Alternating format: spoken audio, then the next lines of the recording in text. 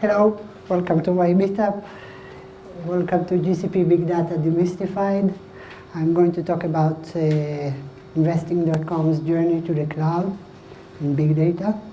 And the following lecture is by Yigal Goldfarb about nature writes best algorithms. Okay. A small request, please feel free to interrupt, ask questions. It's more about the discussion and sharing. So it's not a lot of sharing if you don't ask questions, what's important to you. So feel free. In the worst case, I'll say, I don't know. It's okay. Okay, so I specifically chose this picture. You'll understand why in a second. And welcome to my meetup. Naturally, thank you for investing.com for hosting this meetup. They agreed to sponsor this event. The food and drinks are on them. And the next 6 markets meetups are here, so I'm glad you're here. Disclaimer, I talk with a lot of enthusiasm because I really, really love what I do, but it's not because I'm arrogant. So if you feel I'm too much, just, put it in a box like a little child really likes what he's doing. I'm not the very best, but I did a lot of things and there's a lot of thinking process behind it. So feel free to challenge everything I say or do, because the whole idea is to share and to get some feedback. So it's okay. So I took this picture from Batman and here we go. We can get started. So a long time ago, audio check, video check, everything is okay. We did things very differently in terms of data. There was a simple 3-tier architecture, web server, an API in a database, an operational database that stores all the data. Then you perform some ETL to move the data to a data warehouse, and then they do some BI and analytics on top of that, and everybody were really happy. And then came big data, and everything exploded. Why? What is big data? What's the buzzword?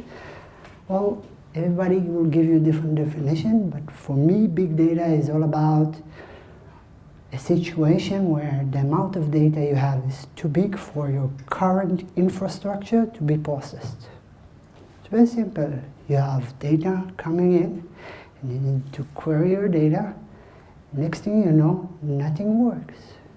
The query takes too long, and it never finishes, and it crashes. So a whole subdomain of, let's call it high-tech industry, called big data was born, with the sole purpose of developing solutions and paradigms to process data, a whole bunch of data. What's the next problem? Can anyone guess? Then came the cloud. In parallel to the development of data in the world, there was a whole subdomain called cloud. And in the past, it was a big question. Should I switch to cloud? Yes, no. And today, it has become more and more obvious why you should move to the cloud. Naturally, there's always a use case and a question to be answered whether or not you should move to the cloud. But nowadays, about 80% of the use cases can easily be satisfied in the cloud in a relatively good manner. Can anyone guess the next challenge? The invoice. Yeah, so in the end of the month, your cloud invoice goes like this. You understand nothing out of it, and the cost is so high, and the details are too big, so you just give up. So you need an expert in cloud services to help you navigate through what you have. And it's a challenge.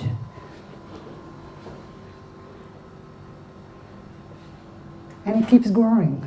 By the time cloud grew, even big data grew. So this is a small picture of all the landscapes, the landscape of big data. I'm not going to go over it. but I want to show you this picture just to show you one thing. The amount of technologies and solutions for big data has grown and it keeps growing. So to navigate this landscape is a problem. This is why I created this meetup, to help people navigate through this mess. And to explain what would be a good solution for this kind of a problem. So the solution would be data engineering. I'm a data engineer. This is what I do for past 7, 8 years, and I really like it. There are many definitions. The ones I prefer is a good data engineer is the one that understands cloud, regardless of the cloud vendor.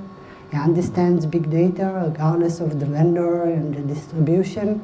He understands the complex, the workflows, the best practices. And then you get a guy that needs to know a little bit about everything. So it's a little bit different than some of the positions you have in high-tech, where you have a C++ developer, Java developer, mobile developer, architect. Data engineer needs to know a little bit about everything, okay? So today's use case, we're going to talk about investing.com. I joined investing about November, a few months ago.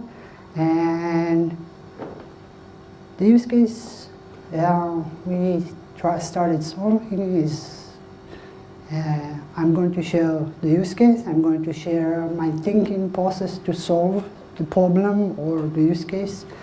And the idea was to build a big data platform to help the company process the amount of data it has.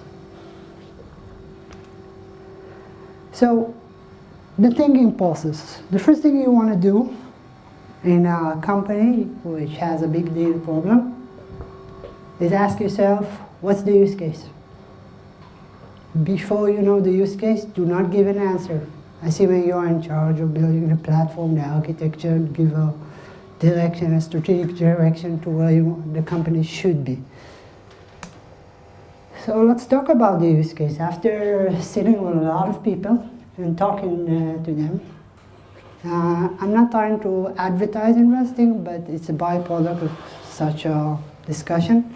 Investing.com is a financial publisher. It's growing constantly. It's practically a company mission to grow in the next X months, years. I'm not going to share the information. It has about 300 employees, which says a lot in our use case, because there will be many people to talk to, many people who are going to use data. In order to tackle the problem of data, a new data department was born, which says a lot about the company and the fact that it's changing its way of thinking to be data-driven. In terms of production scale, it has about 1.2 billion events monthly, which says something about the size of data you're going to face. Has 3 data centers worldwide and about 1,000 servers to manage. And here's the kicker. It has 7 and more business units actually working with data. It's kind of a new thing for me. I'm not used to having to work with so many teams. And the next new thing for me was that some of the teams were global. So you have a management team across the world. You have Madrid team, which is in Madrid. You have BI team, data engineering team, which consists of me, my alter ego, and myself. Data science team, which is a good new team. Analysis team, which is in charge of analyzing things. Product data, which also works a lot with data. And some global offices around the world. And the kicker is some daughter companies, which also have data, and they also process data differently with different infrastructure. There's no questions, so we're good. I don't need to stop. Just interrupt. I can live with interruptions, okay? Okay, some more details about the use case. There's since investing.com is a publisher in the end of the day, it has a website, it has commercials, not commercials, banners and placeholders. Good, thank you. So it has an internal ad server, and we call it Crank, but I think it's not the right name. I should change that. It has Google Analytics 360. DFP on operational database, which is MySQL. It's on-site on a data center. A data warehouse, which is also on MySQL, on-site. And, sorry, that's my wife. Plus minus hundreds of API sources to do ETL with. About 20 terabytes of data are constantly growing. Velocity. That's per day or? No, total. In storage. Yes. Velocity is per month you get 1.2 billion events, new events. That's how much new is getting. Variety have all sorts of the data. JSON, CSV, and APIs. The veracity, that's a major problem. Veracity is about bugs you have in the data. Apparently, there's a lot of problems with the data being sent to us, meaning, I don't want to say anything bad about anyone, but if you use Google Analytics, and sometimes you have cases where the information sent from the application is wrong because there's sometimes an abuse on your application. For example, from Netherlands, you have 2 million events which should be deducted from the data. So that's a problem you need to manage constantly. Okay, it's not a bug per se, but it's something that's skewing your data, and you need to address it. So that was part one about the thinking process. The second part is the where. It's a sensitive question in an organization. Where should you build the platform? Where should you do it? That's the first question they ask me. So naturally there's the data center, there's clouds. I know AWS, that was almost given for me. I was almost positive I'm going to do it here. And there's Google Cloud Platform, which is also a candidate in this use case, simply because investing is a publisher and it's using DFP, which is a Google solution, and it's using Google Analytics, which is a Google solution. It stands to reason that everything will connect well nicely and they will all play together. So I did an analysis, and I didn't do it simply because I know AWS or GCP or whatever. I did pros and cons. I was asked to prepare a report, and the idea was to say the business advantages of using each of which. In terms of data center, it was very easy. We already had servers. We didn't need to buy anything. We didn't need to rewrite existing ETLs, which were a lot. Okay, I don't need to educate anyone. What is data center, how to work, what's the best practice, why should we choose data center? The organization assumes data centers is okay. So what about AWS? In terms of big data, there's a wide array of features which are good for this use case. We're talking about Athena, which is pay SQL, pay as you go. And you have Spectrum, if you're used to work with Redshift, which helps you work directly on S3. If something is not clear, please ask questions. Okay, I assume you are understanding everything I'm saying in terms of technical services, and so on and so forth. There's no learning curve for me, at least, because I already built several systems on AWS in terms of big data, so it's not a big deal for me. It's not a challenge. There's no learning curve. There's a strong Hadoop distribution on EMR, managed service for Hadoop. It has a lot of flexibility. You can do a lot of things with it if you know the solution specifically.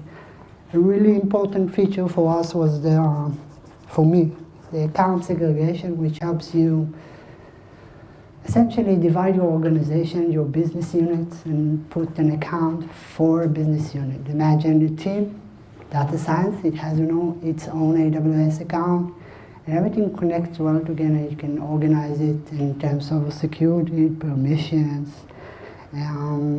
resources, policies, everything connects well. So that was a big advantage. We did it in Walla, my previous company. Last year I talked about the solution in the previous meetups. And there is GCP, the advantages which are good for us. For this use case, is it has BigQuery, a well-known database for analytics.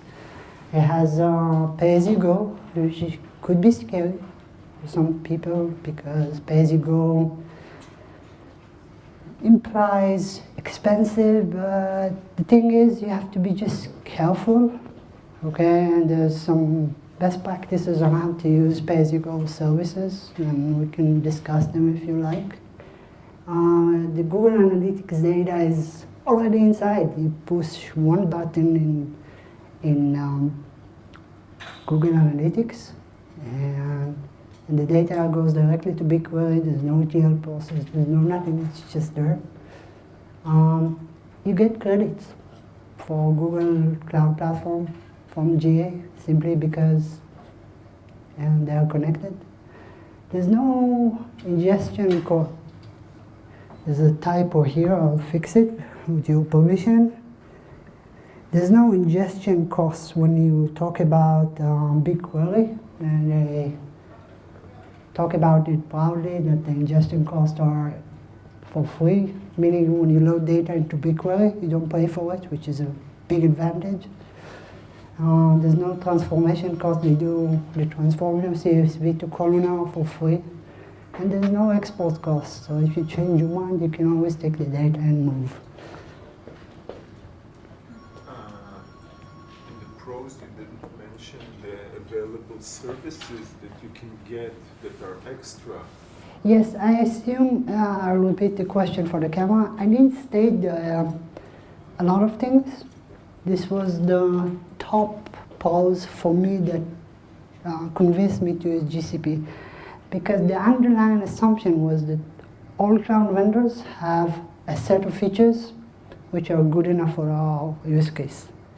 Yes, there's data flows in GCP, there's data composer, there's data labs, there's AutoML, the list goes on. There's a lot of features which are good for us, but the thing is, top 3-4 clouds have the same service, but it's a different solution. So I assume everything will be usable, let's call it this way. I only reference which the advantages which are good for this use case. Cons, like everything in life, there's a plus and there's a minus. A data center, there would be a strong dependency on ops team if I would choose to build a big data platform on top of that, so I wanted to avoid that. Change takes time. Everything you want to do in a data center, it's not a push of a button. You have to wait for someone to physically do something. Or wait for the person with the right permission to push a button in his system. You cannot do a self-service big data platform on a data center. Cons of AWS, migrating data from GCP. That's a huge pain. If you try to migrate Google Analytics data into AWS, trust me, you'll be spending weeks and you won't have a good solution. I did a lot of work trying to do so. So when I analyzed the data, I realized it will make a lot of economic sense and effort sense to leave the data in GCP simply because of that. Not because it's not doable, it is doable. And I'm an AWS enthusiastic, but in terms of ETL, it will be much easier to leave your Google Analytics data in BigQuery, and if you have to use for the rest of the data different solutions. Cost of migrating data was also consideration. Wasted GCP code, which I didn't want to just throw in the garbage. Training an entire organization, that applies naturally for both clouds, so I'm not going to repeat it in the GCP cons, but bear in mind, cloud takes training. GCP cons.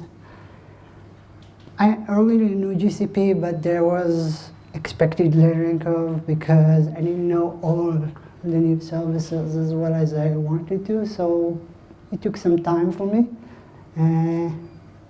I wanted to use external table like I did in AWS and Hadoop and Athena and Spectrum. It turns out that it wasn't easy and a trivial thing to do. Sound check, sorry. Yes, okay. So that came off the table.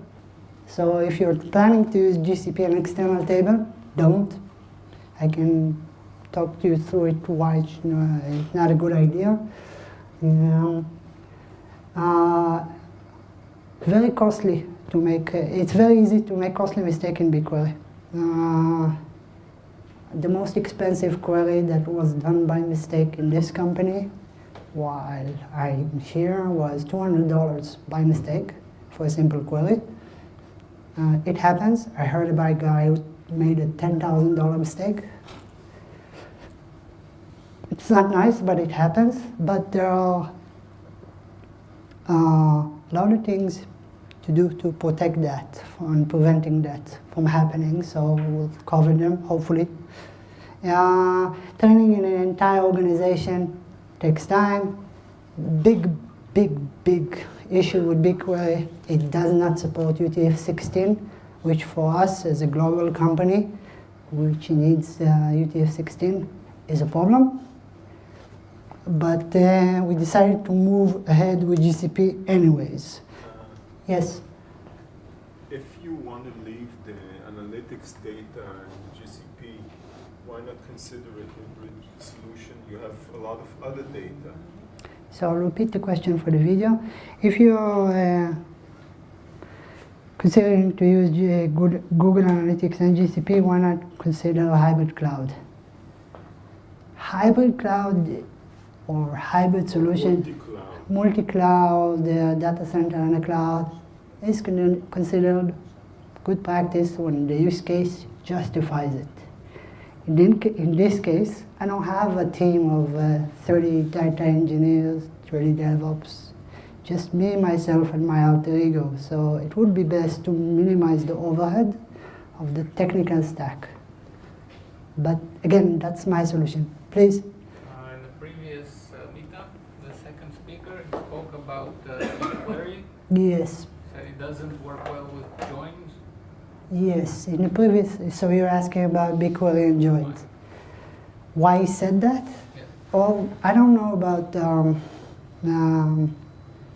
other people's opinion about BigQuery. I can assure you two things. BigQuery works and it works well. But to be fair, I'm very proud of the fact that I can take any database and practically make it beg for mercy when I work with it. So it really depends on the use case you're trying to do, the amount of data you're trying to join. So naturally, if you're trying to join 1 petabyte with 1 petabyte, it will not work, especially if your data is not modeled correctly. Generally speaking, join in big data is a big no-no. There are not a lot of solutions out there who can practically join data on large amounts of data. The biggest join use case I have encountered is in a big data company, database company I worked in the past. I'm not going to disclose the name, but you can talk to me. There are solutions who can handle such big joins, but let's put it this way. Every database has a disadvantage. What's your use case? I'll give you your solution. Okay? Mapping. So in terms of mapping, there's a lot of solutions. So as we took the big landscape, I reduced it to several technologies which are relevant to this use case. And the whole discussion about making order in these two.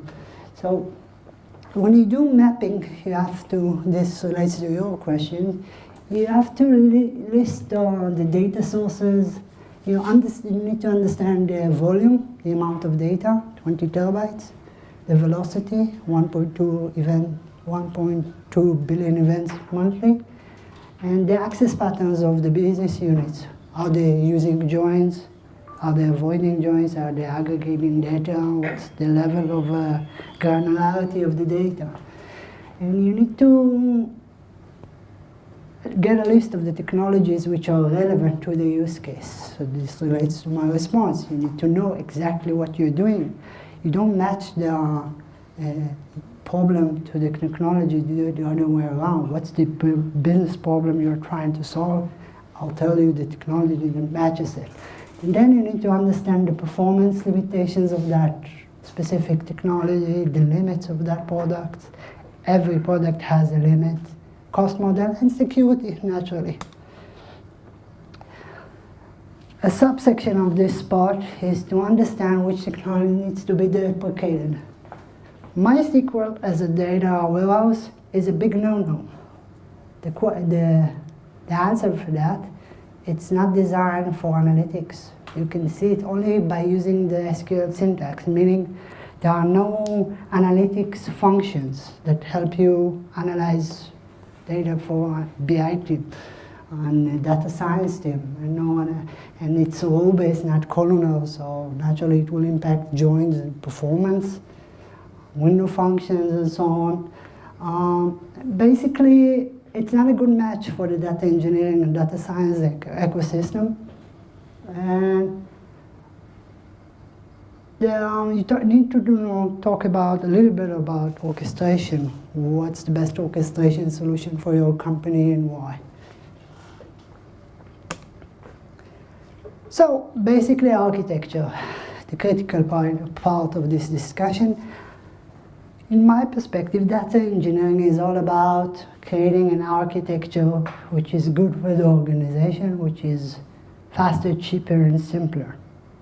You can say a lot of things about big data architecture, but in the end of the day, the join query needs to run fast, in a cost-effective manner, and it has to be simple to use and manage, maintain. So basically the requirements when you're trying to build something new, keep an open mind. I never thought, before I started investing, I'm going to build something on top of GCP. I was convinced I'm going to do copy-paste of my architecture from the previous company. It didn't apply for this use case. The idea was to do something in a relatively short manner, meaning within a month I was supposed to produce some results due to technical business requirements. Segregations of the teams and budgets of the budget and data teams, meaning I wanted to know each team is consuming how much in pay-as-you-go and so on and so forth. I need to get the budget approved naturally, and I wanted to keep some key architecture best practices, meaning decoupling, put data aside, which is storage, and put compute aside, and not use a solution which I constantly need to increase both. So either I increase the storage or the compute, and you use a serverless solution, and then you're cost effective and it matches your use case perfectly. I wanted to use managed services, so I don't have to use servers, I don't have to manage them and focus my time on the data platform and not the system part of the platform. And naturally, keeping in mind that everything needs to be fast, cheap, and simple. Which technologies, please? You still didn't use DR and data recovery. DR is assumed when you, so the question for the video was, I didn't take into account DR. So when you talk about cloud services, one of the perks, benefits of using cloud service that you get mini DR by design, because if you do everything correctly, meaning you decouple your platform from the data, that means you keep your data on the Google Cloud Storage solution. This naturally implies disaster recovery because your data is replicated on several data centers. Naturally, if you take the regional or multi-regional settings on your bucket, so the data is replicated. So when you talk about data platform, the disaster recovery part is only about data. The rest could be launched in a press of a button, and the data can be accessed from anywhere, so it's a non-issue.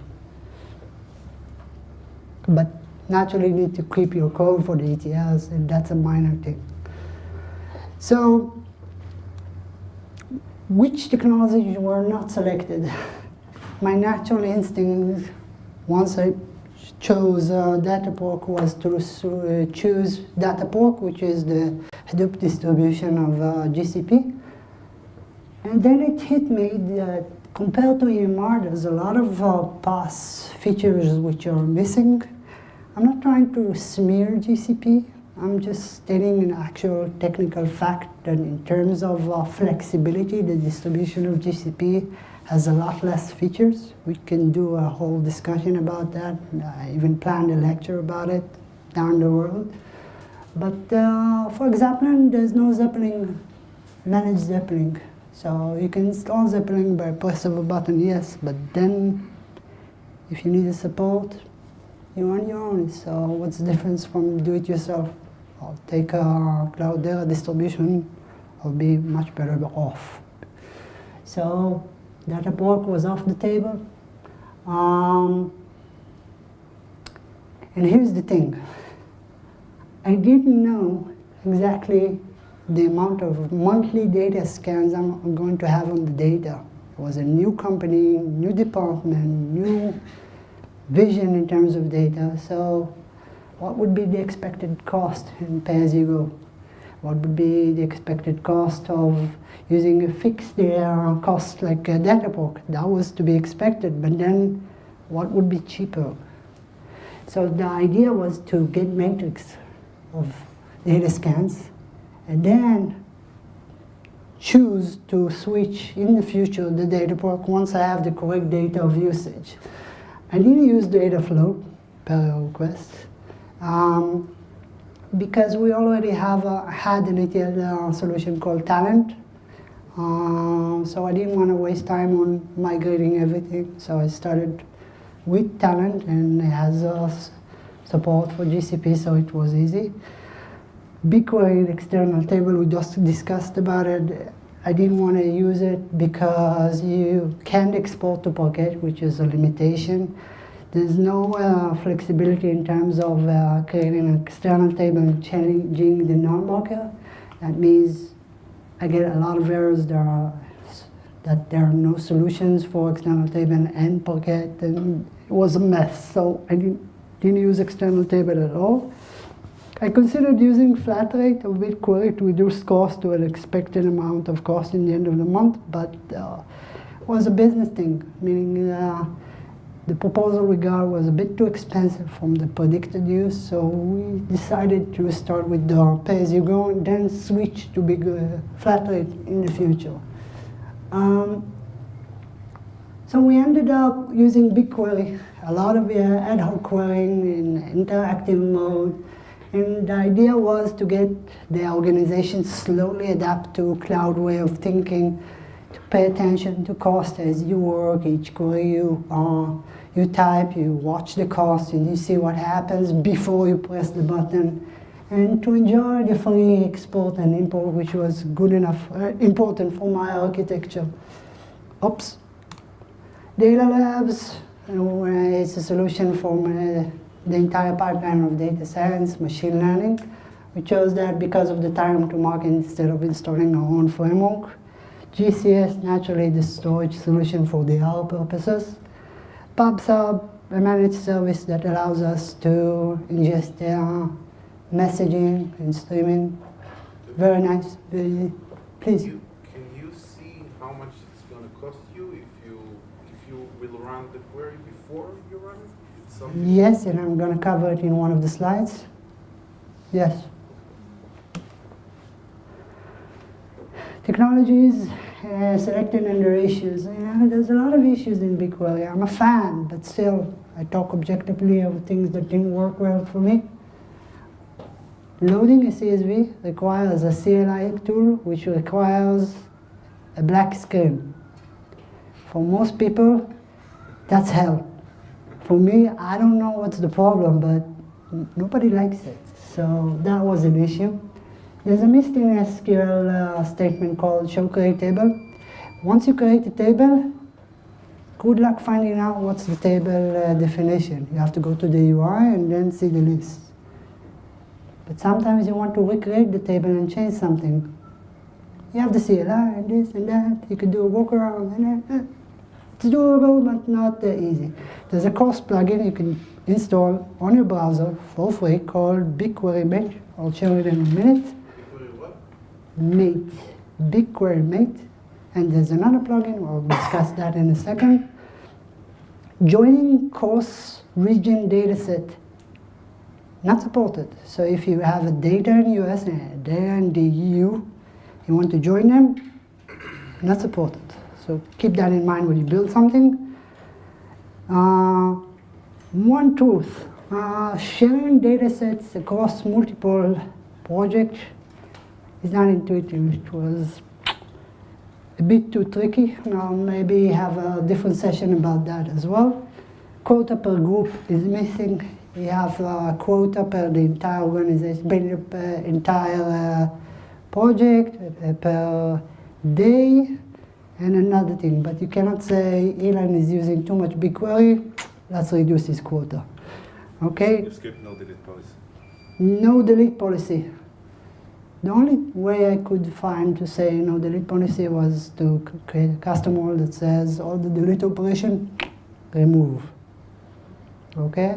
Which is okay, but getting the permission parts in creating custom rules is a bit tricky, but it can be done. Data Labs. Data Labs, we use that for the data science team. Downsides. Single user environment, really? No login for users, sharing. Creating a segregation of roles, meaning admin user and data science user, so the data science team won't be able to create as much as they want resources. It's a tricky issue. You can do that, but yeah, it requires some research. Sharing a bucket, cross project, it's doable? Yes, no, it was tricky. End of the day. It's not trivial. So it's an issue, but again, we like GCP, we enjoy it, it was a good thing, we did it. Pay-as-you-go versus flat rate. Flat rate, it's predictable, it's cheaper. Pay-as-you-go. When you have unknown variables in your plans regarding data in the future, start with that. It will give you maximum performance and will help you change the organization's state of mind and keep costs in mind when you work. And here's the biggest challenge in the process, communication. It's not enough when you want to do some big change in the company. you have to communicate it. Even if it's a great ideal architecture, when you have global teams and different business units, you have to constantly communicate your change and what your business plans. And basically, every stakeholder you can think of, set a meeting. Tell them, I'm going to do that in the next few months. Constantly share with them, invest time with talking to them. There's a lot of jargon we need to discuss. Basically, columnar versus row-based. If something is not clear, please raise your hand so I can explain. External table versus local, we discussed that. Storage versus compute. Data ingestion, transformation, modeling, and presentation. Let's talk about this part. Ingestion is about accepting data for a platform. Transformation is taking, for example, CSV and transforming that to a columnar structure. Modeling is how you build your tables in the database. And presentation is BI to like Tableau or... Data Studio. So, sorry? Data Studio. Data Studio in Google, for example. We're using that, but we switched to Tableau. Architecture. Generally speaking, as much as I would like to take credit for this architecture, it's not mine. I stole it from someone. So basically, as we discussed, you have here ingestion, transformation, modeling, and presentation, and everything is decoupled, meaning when you ingest something, you keep it in GCS or storage layer, and then you read it from the next layer. So if you want to remove this layer or remove a technology inside, it's simple because everything is in the storage layer and the input and the output along the way is expected. So that's the whole idea behind it. Generally speaking, what we did here is take data from the data center, switch it to here. I plan to use Pocket by transformation. I didn't do it. We'll talk about it. And then I model it. Again, so save the result to GCS and took it from the modeling layer. In order to produce results in 1 month, as we discussed as a business requirement, I didn't use anything else besides the existing solution for ETLs, which is Talent. We ingested data, kept it in GCF, then created another automated process to load the data directly to modeling layer, which is BigQuery. We skipped the ingestion because BigQuery does that for you, so use that. And then we use the same solution, BigQuery, again for the presentation layer. So basically, let's come back to the architecture guidelines. Keep in mind it has to run fast, it has to be cheap, and it has to be simple. Yeah. So if we talk about this architecture, does it sound simple? Is it cheap? We'll see in the end of the month, sounds like it. And is it fast? The answer to is it fast should be along the line of fast enough. There's always a faster database in any database. BigQuery is fast, yes, but there's always something in your use case, in another database, you can fine-tune, optimize it, will run faster. Forget that. The answer should be, yes, it's fast enough for my use case. So guidelines, we can discuss about this. It's fairly technical, but it's about organizing the data in a generic way that can be read in Hadoop and BigQuery. So you just simply keep the data in folders and you give it a name, DT, which stands for datetime, and equals date of today, and then you have partitioned the data on your storage and you can read it from GCS. Transformation, as we discussed, done by BigQuery. Modeling is all about definitions from your business units. BigQuery, we discussed, powerful, very easy to make mistakes, so you have to be careful. The recommendation to be careful is to use quotas. In our company, we used 39 terabytes per user. and 40 terabytes per the entire team. So if someone makes a 39 terabyte mistakes, the rest can work for the entire day until the next day the limits resets. Here's the plugin you ask, BigQuery Mate. No fee, you just install it, BigQuery Mate. You get the cost here, and you can get before you run the query, which is important. Here you get a message which says, listen, you exceeded your quota, because the limit was $4 or something, just for the sake of the demonstration. Here's another recommended tool for cost saving. It's called SuperQuery. It's an Israeli startup. We are using it here in investing. It has a nice UI. It works on top of BigQuery. Has a caching solution that saves between 10 to 60%. Currently we save 10%. I'm planning to get to 30% in the next few months. Hopefully we'll get to 60%, which is a lot. Has many nice cool features in the GUI. We had them in the last meetup. You can see their lecture in the YouTube channel. They replaced the old UI? In addition. It's an addition UI. It's also extension to? Extension? It's not a plugin. It's a website. It's a website, but it's part of the GCP platform. They have some shortcut. It's cool. It seems seamless, the transition. You just press a button, you're there. Oh, I see. Like the try new UI. Yeah, try new UI, but it's actually, I prefer the previous UI and then the SuperQuery, simply because I do a lot of operational admin stuff, and it's easier to navigate in the simple UI. But the team is using SuperQuery.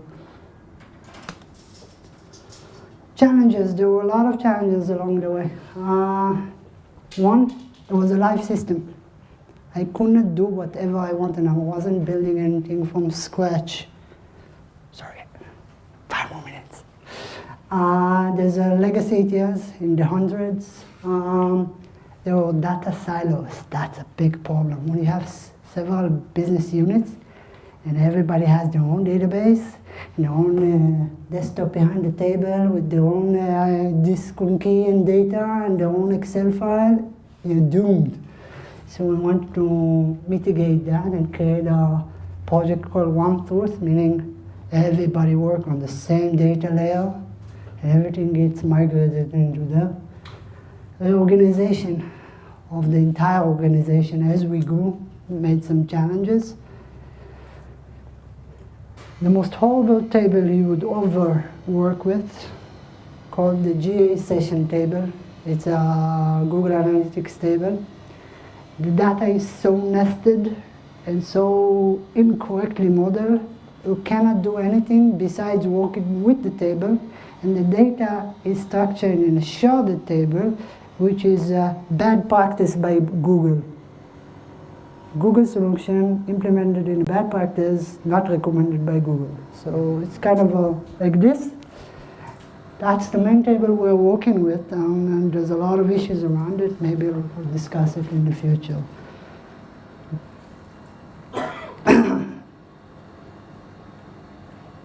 Another common mistake was in the company that people did joins in the Tableau or in the presentation layer in the click view, which made the dashboards very slow. You have to understand that production data could be either ETL in batches or streaming, so it's kind of a challenge for that, to switch from that to that. Communication was also a big challenge. Green. A quick word about the future. It's not enough about building an architecture and hoping, crossing fingers that everything will work. You have to plan ahead for the future. So the next phase will be decoupling the data and doing business units that have their own sandbox that they can work and query data. There will be a one truth layer in, you can take a picture, and data lake modeling. So you'll have all the data accessed from all the projects in a read-only view. So nothing can be changed here unless you're a data engineer or BI team. and the rest can work and create their own flows as they go, and you have everything organized and mapped. In terms of the future, I'm going to add a lot of more of features and technologies into the architecture.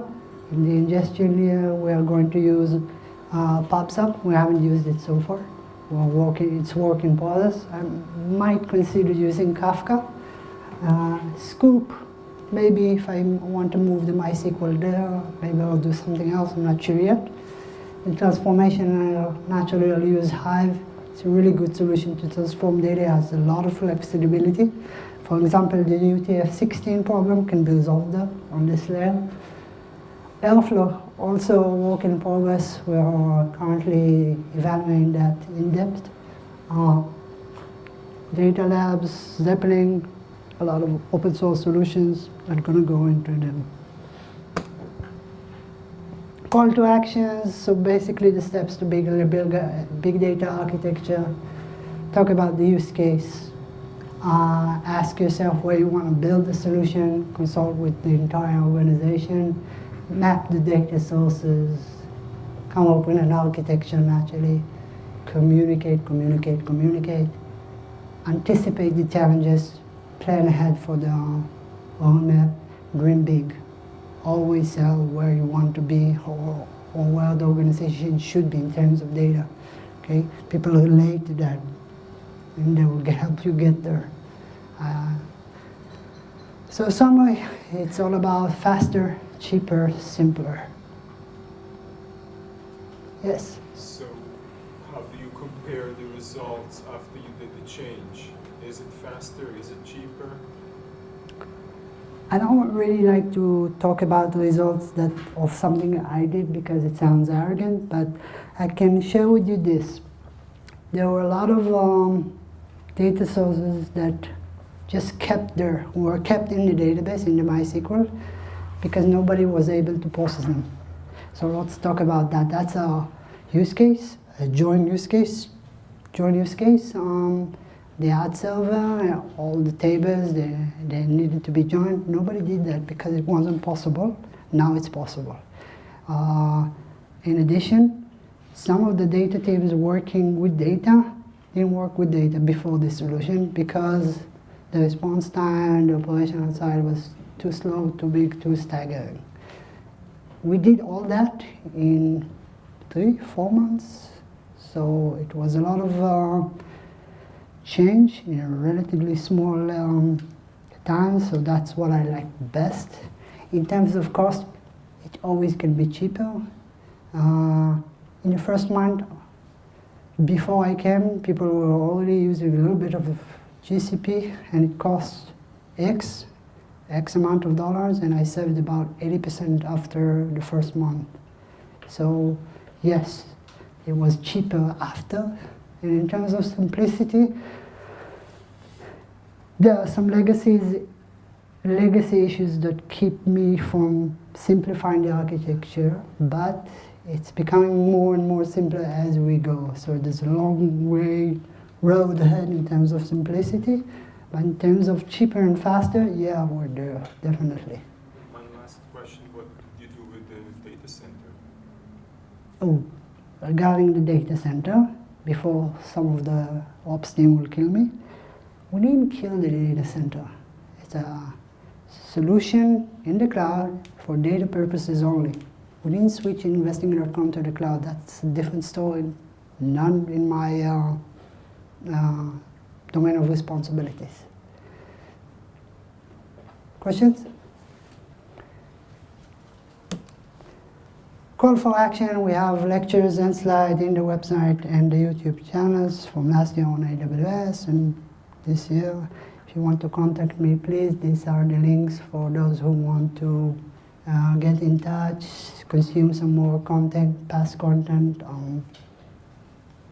ask questions. I'm all about giving data and sharing data, so please feel free. And that's it. Thank you very much.